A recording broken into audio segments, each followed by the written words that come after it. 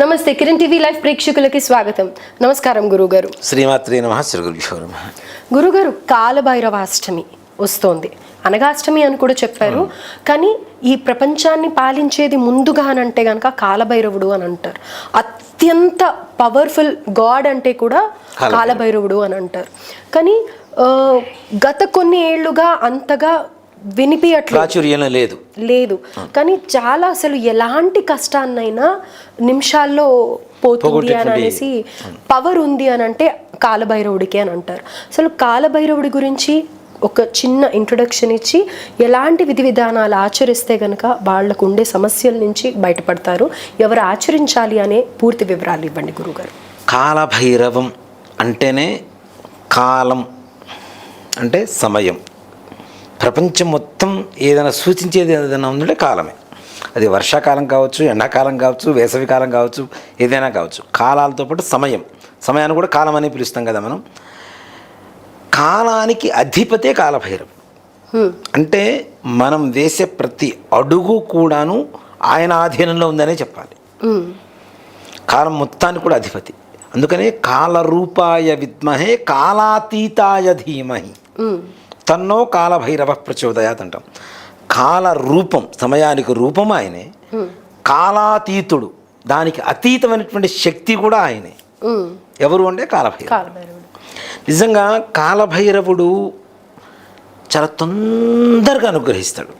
చాలా దీని కూడా వామాచార దక్షిణాచార స్థితిలో ఉన్నాయి. వీటికి కూడా కాలభైరవానికి ప్రతి దేవుడికి అలా ఉంది. చాలా అమ్మ మనకు ఉండేటువంటి దేవతలు, లక్ష్మీదేవి కూడా వామాచార దక్షిణాచార సిద్ధ పద్ధతులు ఉన్నాయి తప్పనిసరిగా. అంటే సాత్వికంగా మనకి అలవాటు చేశారు చాలామంది, కానీ వాటిల్లో అంతర్లీనంగా లోపల రహస్యంగా ఉండేటువంటి వామాచార పద్ధతులు కూడా ఉన్నాయి. నిజంగా వాటిని మనము అనుసరించడం ద్వారా ఎక్కువగా కష్టాలు పడతారు, సరైనటువంటి మార్గం తెలియక అనేటువంటి దాంతో దానికి ఒక గొప్ప రహస్యంగా ఉంచేసి అంటే మెంటల్గా డిస్టర్బ్ అవుతారు అనేది నేను చాలా విన్నాను. చాలా దేనికంటే ఇప్పుడు చూడండి, మీరు నిజంగా కొంతమంది అమ్మవారి మంత్రాలు ఉంటాయి, అవి చేసేటువంటి వాళ్ళు కొంతమంది నిశ్చలంగా ఉంటారు. అంటే వాటిని తట్టుకోగలిగినటువంటి క్యాపబిలిటీ వాడి జాతకం ద్వారా ప్లస్ వాడు చేసేటువంటి విధానం ద్వారా ఉంటుంది. అలాగే వీటిలన్నింటినీ కంట్రోల్ చేయటానికి ఓ మాట చెప్పాలి అంటే కాలభైరవుడు సహాయం అనేది చాలా అవసరం. కాబట్టి ఈ కొంతమంది ఏం చేస్తుంటారంటే స్థితప్రజ్ఞత ఉండదు వాళ్ళకి. అంటే స్థితప్రజ్ఞత కూడా కాదు, దాన్ని ఎలా అంటే మెంటల్గా డిస్టర్బ్ అయిపోయి ఉంటారు బాగా. ఇలా చూడటం అంటే వాళ్ళ చూపులు, వాళ్ళ మాటలు ఎంతసేపటికి ఏదో అంటే ఈ ప్రపంచానికి సంబంధం లేకుండా వేరే స్థాయిలో ఉంటుంటారు. నిజంగా అంటే వాళ్ళకి ముక్తి మార్గం దొరుకుతుంది, కానీ వాళ్ళ వల్ల కొంతమంది వాళ్ళతో రిలేషన్ ఉండేటువంటి వ్యక్తులు కొంతమంది డిస్టర్బ్ అయ్యేటువంటి అవకాశాలు కూడా కలుగుతూ ఉంటాయి. వాళ్ళతో ఉండే వాళ్ళకు కూడా ప్రభావం ఉంటుంది తప్పనిసరిగా. అంతే కదా. ఇప్పుడు సవ్యంగా మామూలుగా నార్మల్గా ఉండేటువంటి ఒక వ్యక్తి తీవ్ర స్థాయిలోకి వెళ్ళిపోయి ఇహ ప్రపంచానికి ఏం సంబంధం లేకుండా ఉన్నాడు అంటే భార్య బాధపడుతుందా లేదా? పిల్లలు బాధపడతారా లేదా? తల్లిదండ్రులు బాధపడతారా లేదా? అందుకని మనకి చూడండి, సన్యాసం తీసుకునేటప్పుడు కూడా తల్లిదండ్రుల అనుగ్రహం తప్పనిసరిగా, వాళ్ళ ఆజ్ఞ తప్పనిసరిగా ఉండాలి, వాళ్ళ అనుజ్ఞ ఉండాలి తప్పనిసరిగా. వాళ్ళు ఓ సరే నువ్వు తీసుకో అంటేనే చేయాలి. అందుకని శంకరాచార్య స్వామి వారు కూడా ఆయన నర్మదా నదిలో దిగిన తర్వాత ఒక మొసలి పట్టుకుంటుంది ఆయన్ని. పట్టుకున్న తర్వాత పైన తల్లి ఉంటుంది. కొడుకు అడుగుతూ ఉంటాడు మొదటి శంకరాచార్య స్వామి వారు, నేను సన్యాసం తీసుకుంటానంటే వద్దురా నాయన తల్లి చెబుతూ ఉంటుంది కమలాంబ. చెప్పినప్పుడు ఈ శంకరాచార్య స్వామి వారు తల్లిని ఒప్పించాలని ఏం చేస్తారు అంటే నర్మదా నదిలో దిగిన తర్వాత మొసలి పట్టుకుంటుంది. అమ్మా నేను సన్యాసం తీసుకుంటాను అన్నప్పుడల్లా మొసలి వదులుతోంది, లేకపోతే పట్టుకుంటోంది అంటే తల్లి తప్పనిసరి సరే నాయన తీసుకుంది రా అని చెప్తూ ఉంది. అంటే తల్లి అనుజ్ఞ కూడా తప్పనిసరి కావాలి అనేది దానికి శాస్త్రం. అలానే ఇలాంటి స్థితిలో ఉంటే ఇంట్లో ఉండే కుటుంబీకులంతా కూడా బాధపడుతూ ఉంటారు కదా. నిజంగా భక్తి అవసరం. నిజంగా ఈ కలియుగంలో మనకి ఎంతవరకు ఏది అవసరమో అంతవరకు తీసుకోవాలి అనేది నేను నిజంగా చెప్తానమ్మా. భార్యాబిడ్డల్ని వదిలేసి మనం వేరే మొత్తం ముక్తి మార్గంలో ఉంటాము అంటే నిజంగానే పూర్వకాలంలో భర్త ఏ మార్గంలో వెళ్తే భార్య కూడా అదే మార్గంలో వెళ్తుంది. భర్తకు మాత్రం భార్యకి సినిమాలు చూడాలనిపించి భర్త మాత్రం వేరే మార్గంలో పోతానంటే కాదు. భర్త ఏమో మామూలుగా నార్మల్గా ఉండి భార్య మొత్తం నేను భక్తి మార్గంలోనే పోతాను, నిన్ను పట్టించుకొని కుటుంబాన్ని పట్టించుకొని మొత్తం దేవుడి దగ్గర కూర్చుంటాను అంటాం కూడా కరెక్ట్ కాదు.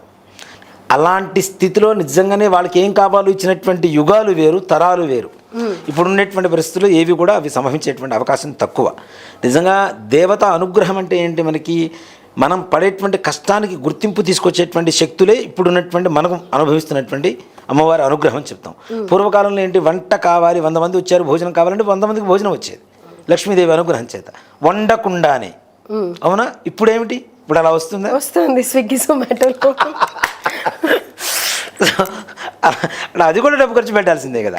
పూర్వకాలంలో వాళ్ళ దగ్గర డబ్బులు లేకపోయినా, ఏమీ లేకపోయినా, ఉండేటువంటి శక్తి లేకపోయినా తప్పనిసరిగా వాళ్ళకి కావాల్సినటువంటి తినుబండారాలు మాకంత పేషెన్స్ ఉండట్లేదు. సో కాబట్టి తప్పనిసరిగా ఆ భక్తి మార్గంలో అతిగా పోవడం ద్వారా ఎక్కువగా ఈ వామాచారంలో చేసేటువంటి వాళ్ళలో ఈ తీవ్ర స్థాయి ఎక్కువగా ఉంటుంది. వాళ్ళు చూడండి, వాళ్ళు ఎక్కడ కూర్చున్నా కూడా దీని గురించే డిస్కషన్. అంటే డిస్కషన్ అనేది అవసరం. స్పర్ధయా లభతే విద్య అని చెప్పి శాస్త్రం చెబుతుంది. ఎక్కడైతే స్పర్ధ జరుగుతూ ఉంటుందో దాని గురించి విద్య లభిస్తూ ఉంటుంది. కానీ వాడికి అవతల వ్యక్తికి అవసరమా లేదా, వాడికి తెలుసా లేదా అనేటువంటి ఆలోచన కూడా చేయకుండా మనలో ఉండేటువంటి ఆలోచన మొత్తం ఎదురు వ్యక్తి మీద రుద్దుతా ఉంటే కరెక్ట్ కాదు కదా. ఇప్పుడు ఓ సాఫ్ట్వేర్ ఇంజనీర్ వచ్చాడమ్మా, వాడి దగ్గరికి పోయి జపం ఇలా చేయాలి, నేను ఇలా చేశాను, ఇలా వచ్చిందంటే వాడు వింటాడా? అదే ఇంకో కంపెనీ గురించి చెప్పండి, వాడు వింటాడు. వాడికి ఏం కావాలో అది మాట్లాడాలి. అంతేగాని మనకు వచ్చింది కదా, మనకి తెలిసింది కదా అని చెప్పి కనపడ్డ ప్రతి వ్యక్తి మీద రుద్దేస్తాము అంటే అది కరెక్ట్ కాదు. అది ఎంతలో ఉండాలి, అది ఒక మితంలో ఉండాలి. ఆ మితంలో ఉంచేటువంటి శక్తి కూడా కాలభైరవుడే.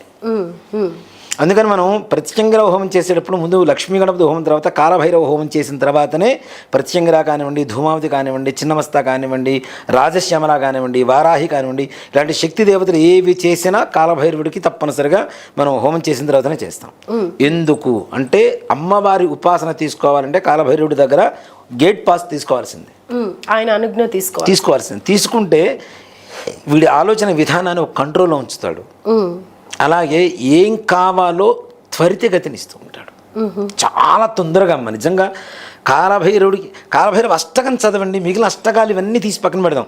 కాలభైరవ అష్టకం చదువుతుంటే మనకు తెలియకుండా ఒక పాట రూపంలో సంగీతం, అంటే ఏమీ రాని వాడు కూడా ఒక సంగీత విద్వాంసుడు అయిపోతాడు. కాలభైరవ అష్టకంలో ఉండేటువంటి ఒక మహత్తది నిజంగా. దాంట్లో ఉండే అక్షరాలు కూడా మనలో ఉండేటువంటి, అంటే కాలభైరవుడు ఉండేటువంటి లక్షణం ఏంటంటే మన బాధ్యతను గుర్తు చేసేటువంటి వాడు. ముఖ్యంగా ఒక మాట చెప్పాలంటే ఈ పని చేయాలి, ఈ సమయంలో ఈ పని చేయాలి అంటే ఇందాక చెప్పాను కదా, కాలాతీత స్వరూపుడు, కాలస్వరూపుడు అని ఒక డిసిప్లిన్ అనేది నేర్పిస్తాడు. అందుకని నిజంగా అంటే ఇది పెద్దవాళ్ళే కాదు, పిల్లలకు కూడా మనకు వస్తుంది. నాకు తెలిసిన ఒక వ్యక్తి పెళ్ళయి దాదాపు 28 సంవత్సరాల వరకు సంతానం లేదు. కాలభైరవ ఉపాసన చేశాడు, తీవ్రంగా చేశాడు. చక్కగా 2 ట్విన్స్ పుట్టారు వాడికి, 2 అబ్బాయిలే. ఒకడికి నిజంగా అంటే దాని గురించి సిగ్గుపడాల్సిన అవసరం కూడా లేదు. ఒకడికి కాలపురుషుని పెట్టాడు, ఇంకొకటికి భైరవుడు అని పెట్టాడు పేరు. చాలామంది ఎక్కిరించారు, ఏంటిరా భైరవుడు ఏంద్రా కుక్క రాదురాదని. భైరవుడిని చేసిన తర్వాత నాకు ఈ సంతానం కలిగింది, భైరవ ప్రసాదం కాబట్టి ఆయన పేరే పెట్టుకుంటాను, ఎవరేమనుకున్నా నాకు సంబంధం లేదని పెట్టాడు. కాలపురుష అని ఒక అబ్బాయికి పెట్టాడు, ఒక అబ్బాయికి ఏమో భైరవుడు అని పెట్టాడు. అంటే భైరవుడి అనుగ్రహం 28 సంవత్సరాల తర్వాత ఇక వాళ్ళకి సంతానం కలగదు అనుకునేటువంటి స్థాయిలో వాళ్ళకి సంతానం కలిగింది. అలాగే నిజంగా కాలభైరవ ఆరాధన చేయటం అనేది అదృష్టంగా భావించాలని చెప్తా. ఈ ఉపాసన తీవ్ర స్థాయిలో ఉంటుంది కదా గురువుగారు, అది అన్ని చోట్ల మనకి కనిపించదు. అవును, అది ఉపాసించే వాళ్ళు కూడా చాలా తక్కువగా ఉంటారు. చాలా తక్కువ. మీలాంటి అమ్మవార్లను చేసే వాళ్ళు కొంచెం చెప్తారేమో, కానీ ప్రత్యేకంగా కాలభైరవుడు గురించి అని అంటే కనుక అది కష్టమేమో. లేదమ్మా, కాలభైరవుడు ప్రత్యేకంగా చేస్తాం తప్పనిసరిగా. ఆయనకి నిజంగా అంటే చెప్తున్నా కదా, ఆయన చేసేటప్పుడు కూడా మాకు తెలియని ఒక ధైర్యం వచ్చేస్తుంటుంది నిజంగా. అంటే నేను కాలభైరవ ఉపాసన ప్రారంభించేటప్పుడు, ఇప్పుడు అమ్మవారి ఉపాసన ప్రారంభించేటప్పుడు వాతావరణం ఒకలాగా ఉంటుంది, కాలభైరవ ఉపాసన చేసేటప్పుడు ఒకలాగా ఉంటుంది మనకి. అమ్మవారి ఉపాసన ప్రత్యేకంగా ఇట్లాంటి శక్తి దేవతలు ఏవైతే ఉంటాయో ఉపాసన చేసేటప్పుడు ఎలా ఉంటుంది అంటే మనకి నడి ఎండాకాలంలో కూడా మేఘాలు వర్షిస్తున్నట్టుగా, ఉరుపుతున్నట్టుగా, తర్వాత పిడుగులు పడుతున్నటువంటి శబ్దం, అంటే ప్రారంభించిన ఒక 10-15 రోజుల వరకు ఈ రకమైనటువంటి శబ్దాలు వింటూ ఉంటాం మనం.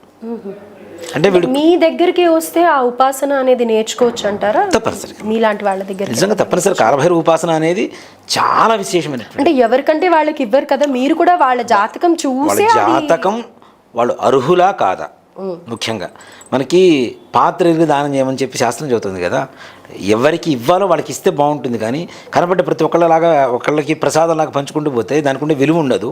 ప్లస్ దాని ద్వారా వచ్చేటువంటి నెగిటివ్ ఎనర్జీ ఏదైనా ఉంటే అది కూడా ఆ పాపం కూడా మనకే వస్తుంది. అందుకనే చూడండి, గురువుని ఎంచుకోవడం ఒక పెద్ద సమస్య, అలానే గురువు శిష్యుని ఎంచుకోవడం అనేది ఇంకా పెద్ద సమస్య. గురువు చేస్తే మనకి ఇచ్చేటువంటి అర్హత కలుగుతుంది, ఒకటి ఉన్నతమైనటువంటి గురువు కావాలి. అలాగే ఒక శిష్యుడికి ఒక మంత్రాన్ని ఉపదేశిస్తే వాడు చేయకపోతే ఆ పాపం కూడా గురువుకే వస్తుంది. అందుకనే తప్పనిసరిగా వాళ్ళు చేయగలుగుతారు, చేస్తారు, చేసేటువంటి శక్తి ఉంది వీళ్ళ దగ్గర అనేటువంటి నమ్మకం వచ్చినప్పుడే. ఇప్పుడంటే ఓకే, కొంత పరిచయంతో ఏదో మనం ఏర్పాటు చేస్తున్నాం. మా పూర్వకాలంలో ఏంటి, గురు శుశ్రూష చేస్తేనే మంత్రోపదేశం, లేకపోతే ఎందుకు ఉపదేశం ఇస్తారు?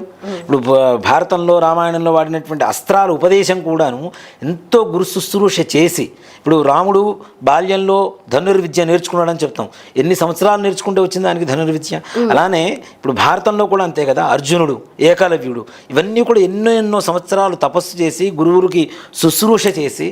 ఓ మాట చెప్పాలంటే ఇప్పుడు తగ్గిపోయింది, కానీ మొన్నటి వరకు బావులు ఉండేటువంటి రోజుల వరకు కూడాను గురువుగారి స్నానం చేయడానికి బావితో నీళ్లు తోడాల్సిందే గారండి. ప్రతి ఒక్కటి చాలా భక్తి శ్రద్ధలతో దేవుడికి ఎలా చేస్తామో అలా ఆయనకి కాళ్ళు పిసకాలి తప్పనిసరిగా. ఆయన కాళ్ళు నొక్కుతూ ఉంటాం.